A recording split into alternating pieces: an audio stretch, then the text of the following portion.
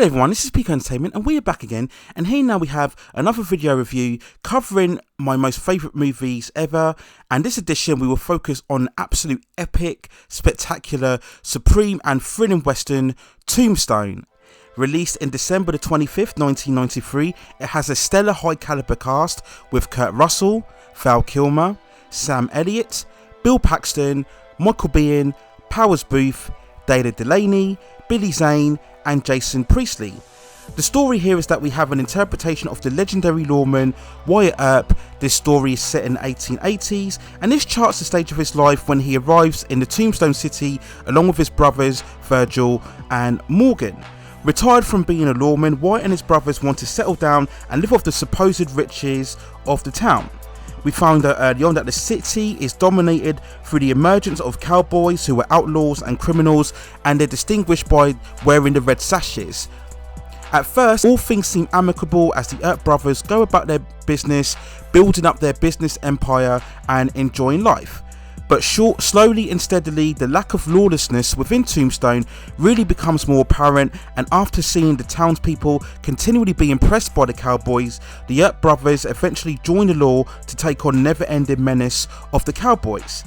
Now, when I look back on Tombstone, for me it still remains one of the most populist, all-round thrilling and entertaining movies I think I've ever seen. So we look at everything from the story to the characters to the action to the music. Everything just hits the high notes in terms of filmmaking. There really isn't, I don't think, a flaw that you could look at Tombstone in overall how the film is composed, how the story is generated, how the action sequences are put together and constructed. It's one of those all-round entertaining movies that you could watch endlessly.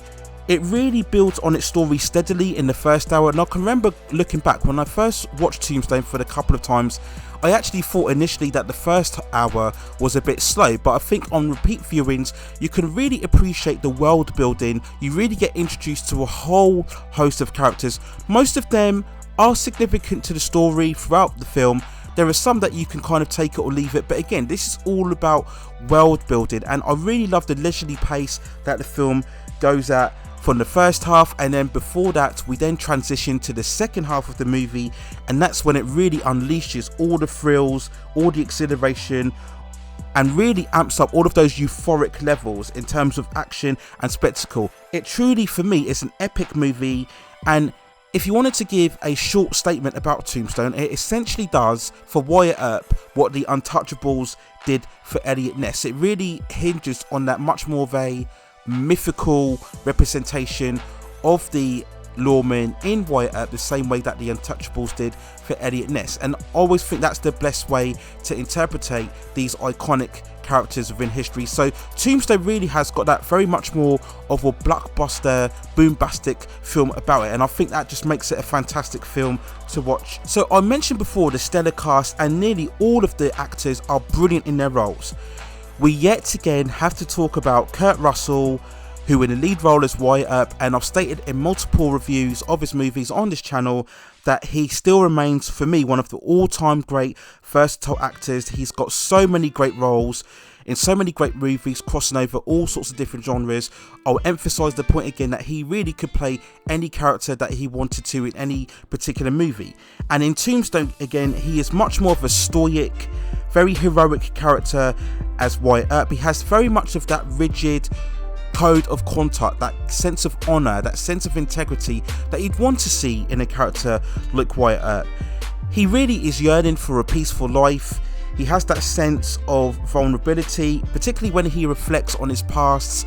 There are some great scenes when he's talking to both Morgan and Virgil when they consider taking on the law mantle, and Wyatt reflects on what happens to him in the past as a lawman, and you really feel it. There's a real grit and heart that I think is transmitted through Kurt Russell's performance. You truly believe and completely convinced in Wyatt Earp as really this kind of wounded lion that, of course, he's never looking for trouble, but when there is a call to action, when eventually he has to take centre stage and take the ball by the horns, if you like, he does so convincingly. And Kurt Russell is brilliant. There are so many great scenes, memorable scenes by his performance, and for me, the one that stands out particularly the most is the climatic part at the end of the first hour of the movie, where he essentially throws down the gauntlet against the Cowboys, and he's saying, "You tell them I'm coming and hell's coming" movie. It is such a thrilling, pivotal moment within the movie, and it ventures, like I said before, into the much more spectacular second half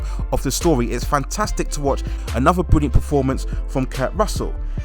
Of course, we have to mention what I think most fans will talk about when they reflect on Tombstone, and that is of course the performance of Val Kilmer as Doc Holliday, who is the loyal friend and companion of Wyatt Earp. He's instantly likeable, full of charisma.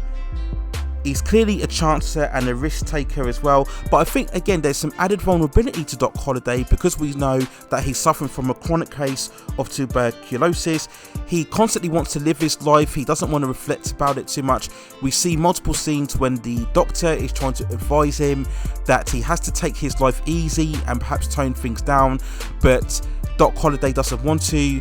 We also sympathise for Doc Holliday in a way because we can clearly see that the mistress that he is with at the time is clearly taking advantage of him and not really taking care of him and just encouraging him more to live this party lifestyle. But I think in this role, Val Kilmer is superb. It's such a great performance from him, despite the fact that he's much more of a risk taker in this movie. He still has a unyielding loyalty to both Wyatt Earp and the Earp brothers. Of course, it's very iconic for the various lines that he says throughout the movie. I love the scenes where he states that he's in his prime, and also we have the classic line of "I'm your huckleberry." That's what many people remember about Doc Holliday's performance so much throughout this movie. And this is really the most prolific stage, I think, of Val Kilmer's career, because shortly after this, of course, he would go on to star in Batman Forever, which is a huge box office hit in 1995. He would have a smaller supporting role, of course, in Heat, starring alongside Al Pacino and Robert De Niro. He would later get the remake of The Saint as well. So this is really when Val Kilmer was really at his most peak, I would say, in terms of commercial success within the role of his career. Now, many people will state that this is the best performance of his career, but I would still probably put his role as Jim Morrison in The Doors. That might still be for me his overall best lead performance, but I can't deny that his role as Doc Holliday is right up there in terms of the high accomplishments within his acting career. Sam Elliott as Morgan is still very compelling and still has that same more stoic performance that we also got from Wyatt in the role.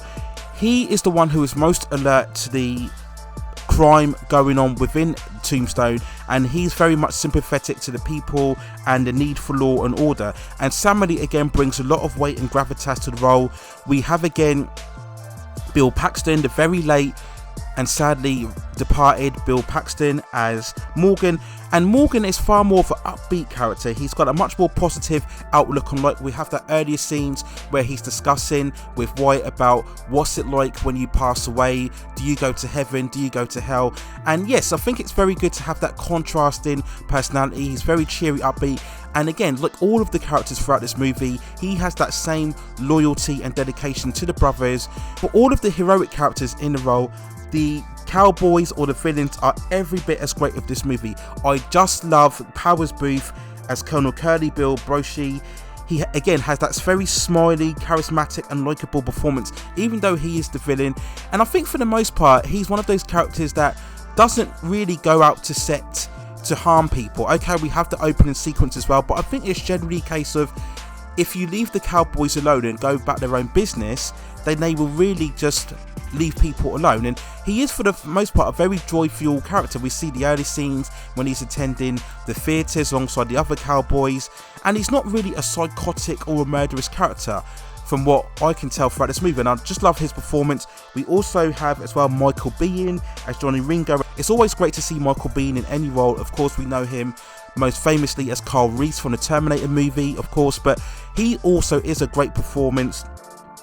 And in contrast to Colonel Curly Bill, Johnny Ringo is much more of that silent assassin. There's a real burning rage and intensity, and we could argue that Johnny Ringo really is the bigger villain throughout this movie, and I think they do a great job in really relating to how much of a dangerous character he is throughout that movie. I absolutely love all of the scenes that he has with Doc Holliday throughout this movie. In particular, we have the first major face down at the bar when they're trying to establish the intentions of the Earp brothers, and they also outline that they're all retired, and Doc Holliday says, I'm in my prime, and they have that famous quotes when they're talking, and I think it's Spanish or Latino language, and Doc says, now I really hate him, and then Ringo flips his gun and he does all the typical gun tricks, and then Doc Holliday completely diffuses all the tension by flipping it with cup. It's just a great entertaining scene, and of course the climatic duel that we see between Johnny Ringo and Doc Holliday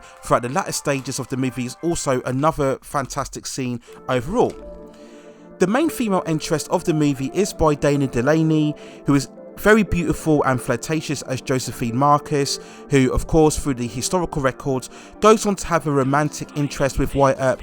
Now in history as well, they did have an affair, but it's never really hinted at throughout this movie. Yes, they have good scenes together, but there's no real romantic love story that we show between the characters. It's only really hinted towards the end of the movie, and I think the reason was because they didn't want the romantic love story to really bog down the main dynamic of the story, which is the conflict between the Earps and the Cowboys. So I think that works very well. I think there's enough scenes to suggest that we do get some sort of romanticism between the two, and I think it's great. I love all the scenes that she has with Kurt Russell on it, and yeah, she's very feisty, she's very confident.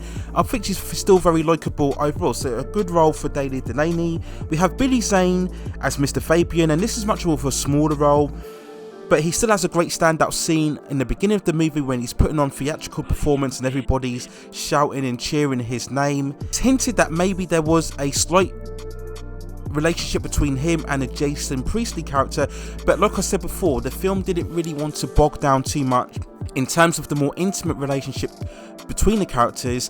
And as I mentioned at the start of this review, there are so many characters that the film throws at you in the first hour. I think it did well just to keep it streamlined and not go off on tangent in terms of relationships between characters.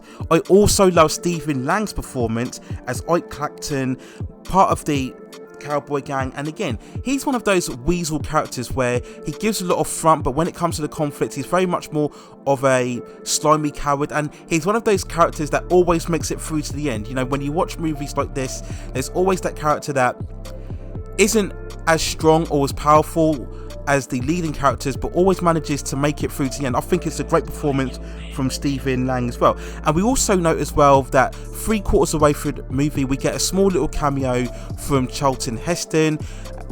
If you know your movies, of course, Charlton Heston, without question, one of the most iconic and imposing actors ever within the film industry. So I've always thought that was a nice touch. Even though it's a smaller role overall, it's always great to see Charlton Heston on screen. I've mentioned before the epic spectacle of the movie, and there are so many standout sequences throughout the film, but of course we have to mention the centerpiece standout sequence, and that is of course the gunfight at OK Corral, the shootout scene. Now of course there have been so many westerns throughout the years that have depicted this scene, and we could debate about who does it the best, but for me, Tombstone visualizes this scene the best. It is simply an epic masterclass in how to set up an action scene, how to build up all the tension and the suspense.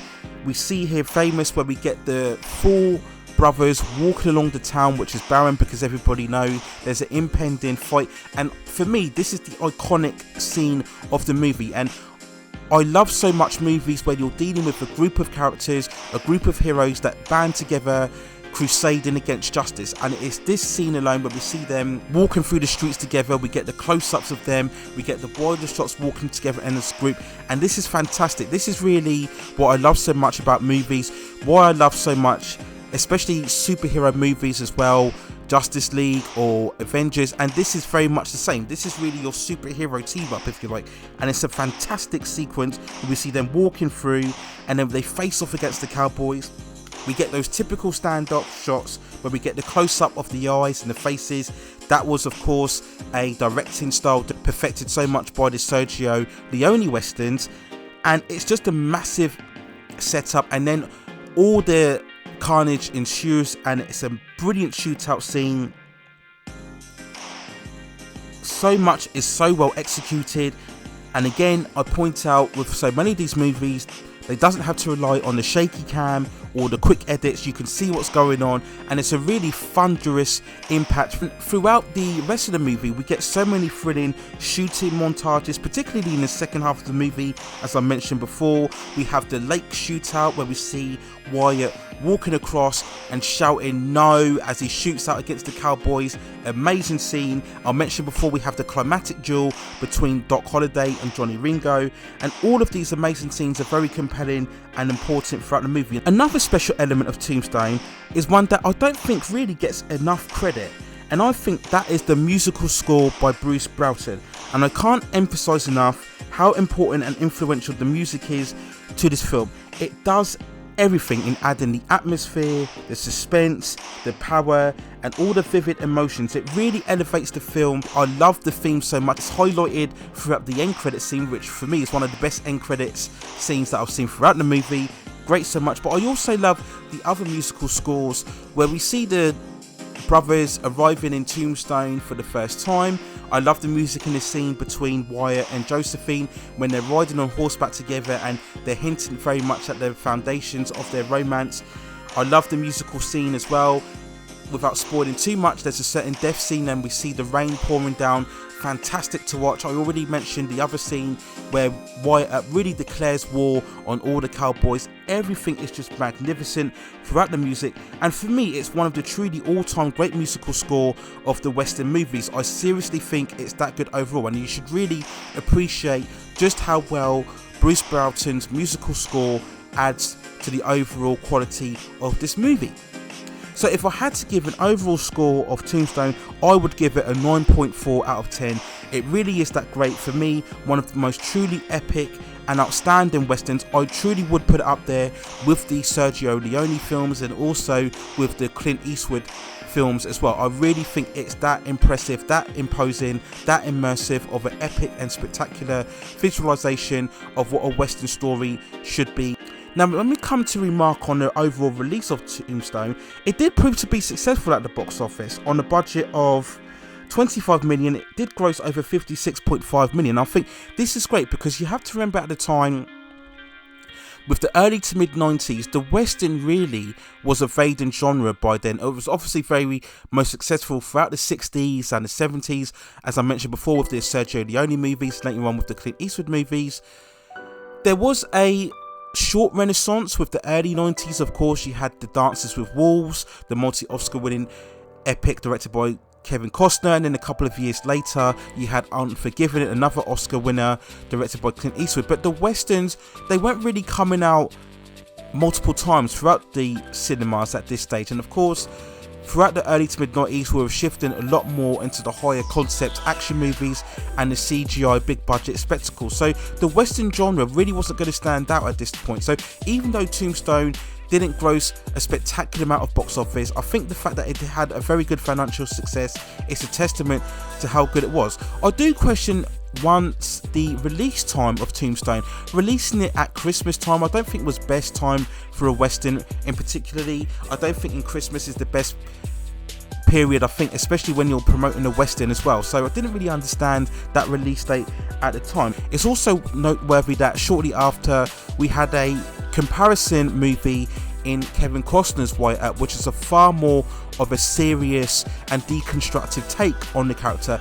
It moves very much away from the kind of more heroic feel of the Tombstone, and it's a good movie overall, but I think when you compare it to Tombstone, it does feel a bit understated, I feel, which is the point of Wyatt Earp. But that's an interesting comparison I think to also make about Tombstone as well. But for me, Tombstone, just a spectacular, vivid, immersive western. It deserves all the kudos, and I think over the years it has still built a very much of a reference amongst fans, and it's fantastic to watch. Like I said before, does the same treatment as what it did with Eddie Ness as the Untouchables.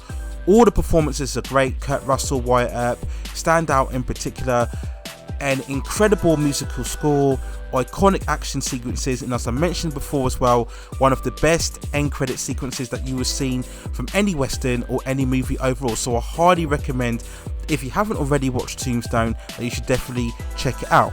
So those are my thoughts and feelings on one of my most favourite movies ever in Tombstone. Let me know what you think in the comments below if you've indeed seen the movie. If you haven't seen the movie, then you should definitely check it out, and once you've seen it, come back to this review and let me know what impressions it made on you in terms of the Western and the movie overall. Please also hit those like and subscription and notification buttons so I can provide you with more high quality content in the future. But that's it for now on a fantastic and epic and spectacular Western in Tombstone. That's it for now. Take care of yourselves, stay at safe distances, and I will see you very, very soon.